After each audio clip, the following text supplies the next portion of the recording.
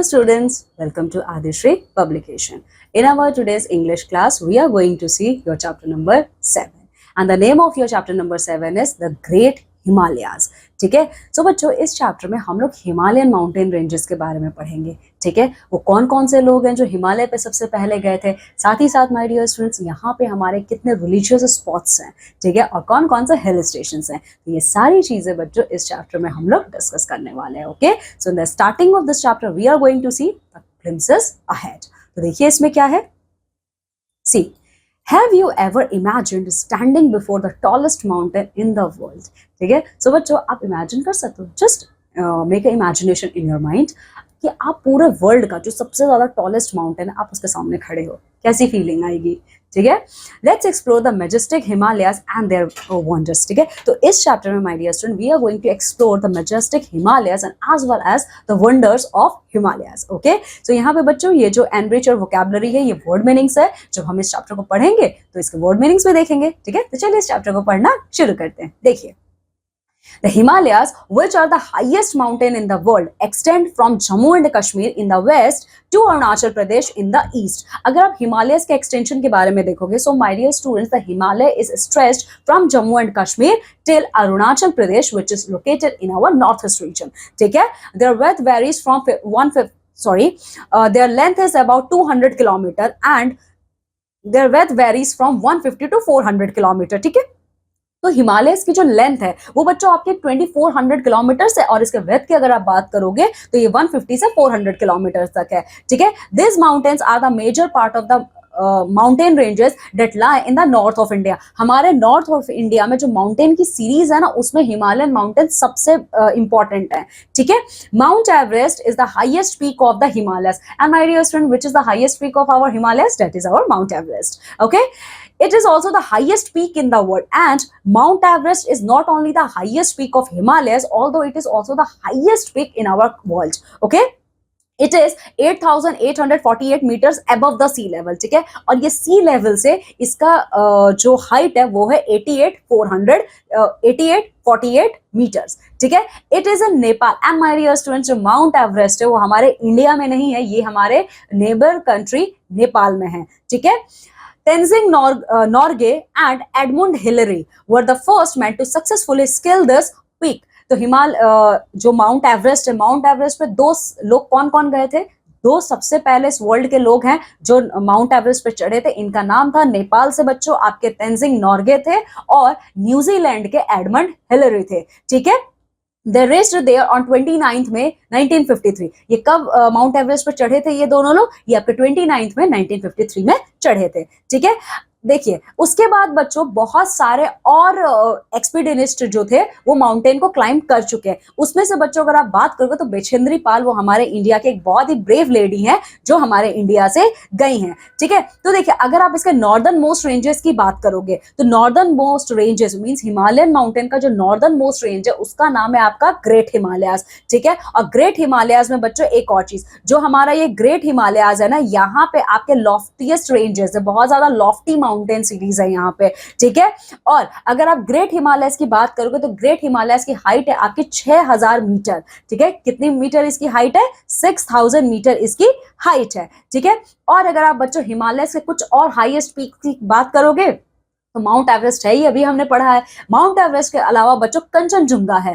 ठीक है, कंचनजुंगा है, धौलागिरी है और नंदा देवी है. तो ये चारों क्या है हमारे हिमालयन माउंटेन्स के ये पिक्स हैं. ठीक है, और बच्चों ये सब आपके नॉर्दर्न मोस्ट रेंज के पार्ट में पड़ते हैं. ठीक है, ये पूरे साल स्नो से घिरे रहते हैं, यहाँ पे पूरा साल स्नो रहता है. ठीक है, इसके बाद बारी आती है बच्चों आपके मिडल हिमालयस की या फिर middle ranges of the Himalayas. ठीक है, यानी जो बच्चों आपके मिडल हिमालयस है, ग्रेट हिमालय के बाद बारी आती है कि मिडल हिमालयस की. मिडल हिमालयस को बच्चों हम लोग हिमाचल बोलते हैं. हिमाचल प्रदेश हमारा जो स्टेट है वो आपका मिडल हिमालय में पड़ता है. ठीक है, और अगर आप इसकी हाइट की बात करोगे तो इसकी एवरेज हाइट है 4500 मीटर्स अबव सी लेवल. ठीक है, और बच्चों इसी हिमाचल प्रदेश में हमारे बहुत सारे हिल स्टेशंस पड़ते हैं. ठीक है, या फिर आप कह सकते हो इसी मिडल हिमालयाज में हिमाचल के अलावा और भी सारे हमारे यहाँ पे हिल स्टेशन पड़ते हैं, जैसे कि आपका शिमला है, मसूरी है, नैनीताल है, ये सब हिल स्टेशन हमारे मिडिल हिमालयस में ही आते हैं। ठीक है, इसके बाद बच्चों फिर हम बात करते हैं सदर्न मोस्ट पार्ट की हमारे हिमालयस की। तो सदर्न मोस्ट पार्ट के हिमालयस को हम लोग कहते हैं शिवालिक रेंजेस। ठीक है,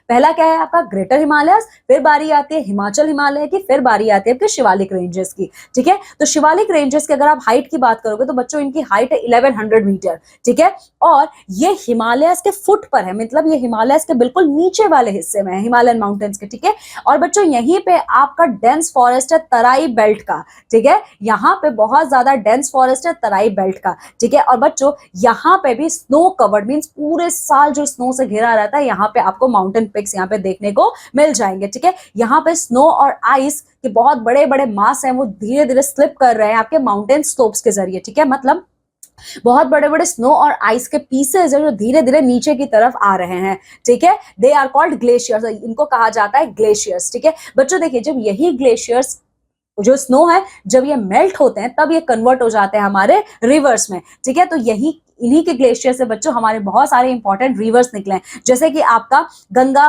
the Yamuna, the Indus, the Sutlej, the Beas, the Ravi and the other rivers and streams. ठीक है, इन्हीं ग्लेशियर से बच्चों हमारा गंगा नदी, यमुना नदी, हमारा इंडस नदी, सतलज, ब्यास और रवि और बाकी सारी नदियां हमारी इसी से निकली हैं, इन्हीं ग्लेशियर्स के मेल्ट होने से। ठीक है, ओके अब देखिए बच्चों, हम हिमालय जो ये हमारी कंट्री के लिए बहुत इंपॉर्टेंट है, क्योंकि ये हमारी कंट्री को कोल्ड या ड्राई विंड्स जो कि आपकी यूरोपियन साइड से आती है उनसे ये हमें प्रोटेक्ट करते हैं। ठीक है, तो देखिए ये हम लोगों को रेन बियरिंग मॉनसून विंड से भी प्रोटेक्ट करते हैं, जिसकी वजह से हमारे इंडिया में बारिश तो होती है पर उस लेवल पे नहीं होती कि हमारा पूरा इंडिया ही डूब जाए। ठीक है, देखिए अगर हिमालयाज नहीं होंगे तो देखिए अगर आपके बच्चे हिमालयाज नहीं होंगे तो जो हमारा नॉर्दर्न प्लेन है जो इतना फर्टाइल है वो डेजर्ट हो जाता। ठीक है, देखिए बहुत सारे रिवर्स जो यहाँ से निकल कर आते हैं वो क्या करते हैं बच्चों, वो हमारे जो ग्लेशियर्स हैं वो जो इतने सारे मेल्ट होते हैं ये हमारे बहुत बड़े बड़े माइटी इंडियन रिवर्स में ये कन्वर्ट हो जाते हैं। ठीक है, और ये रिवर हमारे नॉर्दर्न प्लेन से होते हुए जाते हैं, जिसकी वजह से हमारे नॉर्दर्न प्लेन की जो सॉइल है वो बहुत ज्यादा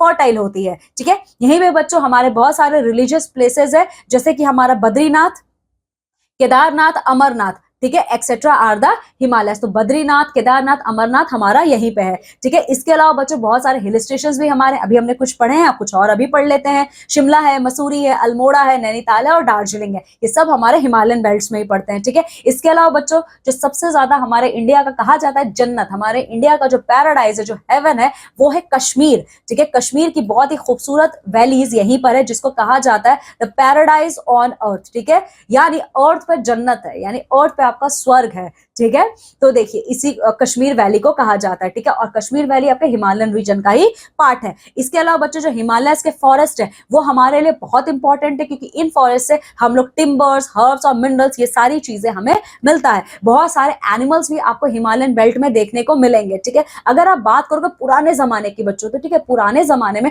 हिमालय ने ही बहुत सारे इन्वेडर्स को हमारी कंट्री इंडिया में इन्वेड करने से रोका हुआ है। ठीक है, लेकिन आज भी बच्चों यहाँ से एरोप्लेन क्रॉस नहीं कर सकते, क्योंकि बहुत ही ज्यादा ये हाई ऑल्टीट्यूड्स पे इनके माउंटेन्स है, इसीलिए फ्लाइट यहाँ से क्रॉस जल्दी नहीं कर पाता है। ठीक है, so my dear student, this is all about our chapter. Now come with me and let's see what big idea we are going to get from this chapter. देखिए, nature's greatness teaches us to stay strong, calm and respectful. देखिए बच्चों, हमारा जो nature है ना बहुत ज्यादा great है। ठीक है, हमारा नेचर हमें ये सिखाता है कि आपको स्ट्रॉन्ग रहना है, आपको काम रहना, और आपको हमेशा दूसरों की रिस्पेक्ट करनी है और आपको अपनी भी रिस्पेक्ट करनी है। ठीक है, चलिए, तो वर्ड मीनिंग्स अभी हमने पढ़ा ही है इसमें। तो वर्ड मीनिंग्स में देखिए, रेंज का मतलब क्या है, सेट और रो है। स्केल का मतलब जब हाईएस्ट पॉइंट पर पहुंच, तो सेवरल का मतलब मैनी है। ग्लेशियर्स का क्या मतलब है, अभी मैंने बताया था, जो आइस है जो मेल्ट होते हैं आपके, मतलब आइस जो है वो शिवालिक रेंजेस में है हमारे, वो ग्लेशियर्स के फॉर्म में है। ठीक है, इन्वेडर्स जो आपके ऊपर अटैक करते हैं। Okay, so my dear student, this is all about our chapters. Okay, now you all have to go thoroughly through this chapter and complete the exercise section. Okay,